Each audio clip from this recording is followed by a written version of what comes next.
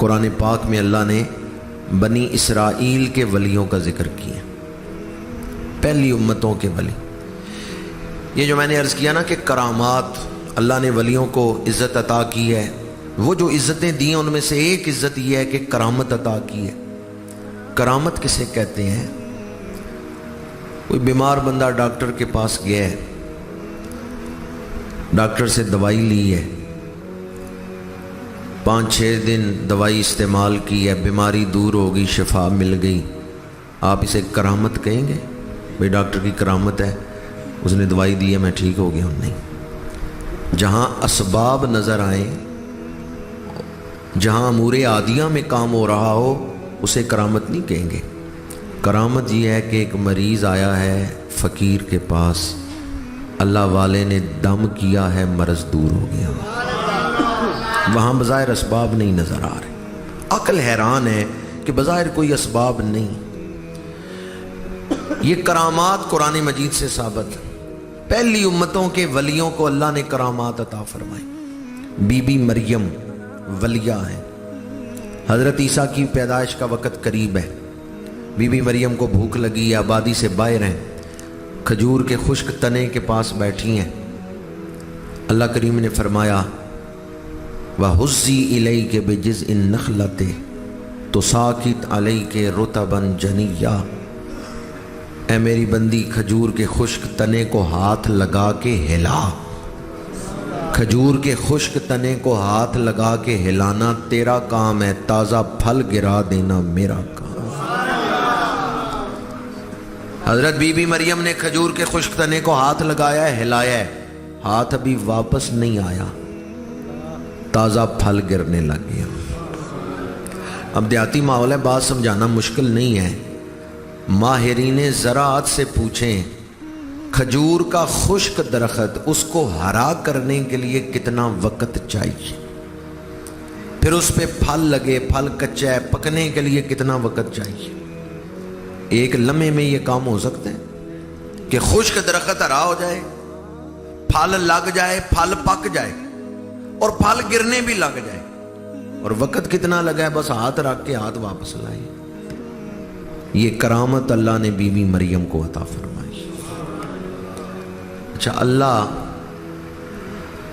ہاتھ نہ لگواتا ویسے ہی درخت کو ہرا کر سکتا تھا یا نہیں؟ پھل عطا کر سکتا تھا یا نہیں؟ پھر اللہ نے بی بی مریم کا ہاتھ کیوں لگوایا؟ یہ کیوں فرمایا درخت کو ہلاؤ؟ پروردگار تو چاہتا تو بی بی مریم کا ہاتھ لگوائے بغیر ہی پھل گرا دیتا۔ مفسرین کہتے ہیں اگر اللہ تعالیٰ اس طرح کرتا تو تمہیں کیسے پتا چلتا کہ ولی کے ہاتھ کی شان کیا ہے؟ خشک درخت اللہ ہی ہرے کرتا ہے، پر کب کرتا ہے؟ جب کوئی ولی ہاتھ اٹھا دیتا ہے۔ یہ شان ولایت ہے، اللہ کریم نے اپنے ولیوں کو بڑی شان عطا فرمائی۔ ملا علی قاری رحمۃ اللہ تعالیٰ علیہ نے مرقات میں ایک روایت نقل کی ہے، ان مرہ ولی ببلدۃ، اللہ کا ولی کسی شہر سے گزرے، وہاں ٹھہرا نہیں، اللہ کا ولی گزرا ہے، رات کا وقت ہے، سواری پہ بیٹھا ہے، شہر سے گزرا ہے، اس شہر والوں کو ولی کے وجود کی برکتیں حاصل ہو جاتی ہیں۔ لَتَنَاوَلَ بَرْكَتَهُ أَهْلُ تِلْكَ الْبَلْدَةِ، یہ مرقات میں ہے، ولی شہر سے گزرے، ٹھہرا نہیں وہاں، اس شہر والے کو برکتیں حاصل ہو جاتی ہیں۔ اب فیصلہ کریں، ولی شہر سے گزرے تو وہاں برکتیں، تو جہاں ولی ڈیرا لگا لے، جہاں ولی قیام فرمائے، جہاں ولی کا مزار ہو، وہاں کتنی برکتیں ہوں گی۔ مسلم شریف پڑھ کے دیکھیں، 100 بندوں کا قاتل ولیوں کے شہر کی طرف چلا، راستے میں موت آ گئی، اللہ نے فرشتے بھیجے، دونوں طرف سے زمین کو ناپ لو، اگر ولیوں کا شہر قریب ہے تو پھر جنتی فرشتے اس کو اٹھا لیں، اگر اس کا اپنا شہر قریب ہے تو پھر دوست کی فرشتے اٹھا لیں۔ زمین کو ناپا گیا، ایک بالش زمین ولیوں کے شہر کی طرف سے قریب تھی۔ شارحین لکھتے ہیں کہ حقیقت یہ تھی ولیوں کا شہر دور تھا، اس کا اپنا شہر قریب تھا، لیکن اللہ نے زمین کو حکم دیا، ولیوں کے شہر کی طرف زمین پھیل گئی، سمٹ گئی، اس کے اپنے گھر کی طرف زمین پھیل گئی۔ اب مجھے یہ بتائیں، گناہگاروں کو بخشنا کس نے ہے؟ اللہ نے۔ اللہ چاہے تو زمین نپوائے بغیر بھی بخش سکتا ہے یا نہیں بخش سکتا؟ اللہ کسی گناہگار کو بخش دے، کوئی پوچھ سکتا ہے یا اللہ کیوں بخشا ہے؟ پروردگار بخشنا تو نے ہے، تو فرشتوں سے زمین نپوا کیوں رہا ہے؟ پروردگار تو گناہگار کو بخش دے، کون اعتراض کر سکتا ہے؟ اور پھر اس واقعہ کو اپنے نبی کی زبان سے بیان کیوں کروا رہا ہے؟ جواب آتا ہے اگر خاموشی سے ہی گناہگار کو بخش دیتے، تمہیں کیسے پتا چلتا ولی کے شہر کی عظمت کیا؟ تمہیں کس طرح پتا چلتا کہ ولیوں کی عظمت اور شان کیا ہے؟ جو اللہ کے ساتھ لو لگا لے، جو اپنے دل میں اللہ کا پیار بسا لے، اللہ اپنے ولی کو بھی عزتیں اور شانیں عطا فرما دیتا۔ اللہ والوں کو سر کی آنکھوں سے ہی نہ دیکھنا، ایمان کی آنکھوں سے دیکھنا۔ بعض لوگ کہتے ہیں اللہ والا میری طرح ہی ہے، جی میں بھی بشر وہ بھی بشر، ہم ایک جیسے ہی ہیں۔ بعض اوقات مرید سوچتا ہے میں پیروں کا ادب کیوں کروں، میری طرح ہی ہے نا۔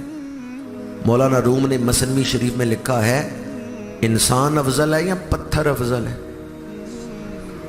چند لوگ ہی بولے ہیں افضل کون ہے، انسان یا پتھر؟ انسان۔ اب جو کعبہ شریف کی دیوار بنی ہے، دیوار میں تو پتھر ہی لگے ہوئے ہیں نا، آپ وہاں جا کے ان پتھروں کو چومتے کیوں ہیں؟ غلاف پڑا ہوا ہے، کپڑا افضل ہے یا انسان؟ انسان۔ پھر آپ غلاف کعبہ کو کیوں جا کے چومتے ہیں؟ آپ یہ نہیں دیکھتے کہ عام کپڑا ہے، یہ غلاف کعبہ ہے۔ آپ یہ نہیں دیکھ رہے عام پتھر ہے، آپ کہتے ہیں یہ دیوار کعبہ ہے، ورنہ تو انسان کپڑے سے افضل ہے۔ وہ کپڑا اگر غلاف کعبہ نہ بنتا تو کبھی اس کا یہ مقام نہ ہوتا، چونکہ وہ غلاف کعبہ بن گیا، اب اس کا احترام ہے۔ مولانا روم فرماتے ہیں اسی طرح مرشد جب اللہ کا ولی بن گیا، اب ولایت کی وجہ سے اس کا احترام ہے۔ اس کے سینے میں جو نور ولایت ہے، یہ احترام کس کا ہو رہا ہے؟ نور ولایت۔ وہ جو نور اس کے سینے میں ہے، اس نور ولایت کا ادب ہو رہا۔ اس لیے یہ نہ سمجھنا کہ ہماری طرح ہی ہیں تو ہم ان کا ادب کیوں کریں۔ اللہ تعالیٰ نے ان کو جو نور ولایت عطا فرمایا ہے، اس کا ذکر ہی قرآن میں فرمایا وَلِلَّهِ الْعِزَّةُ وَلِرَسُولِهِ وَلِلْمُؤْمِنِينَ۔ اہل ایمان کو اللہ نے بڑی عزتیں عطا فرمائی، بڑی شانیں عطا فرمائی۔ ان عزتوں میں ایک عزت کرامت۔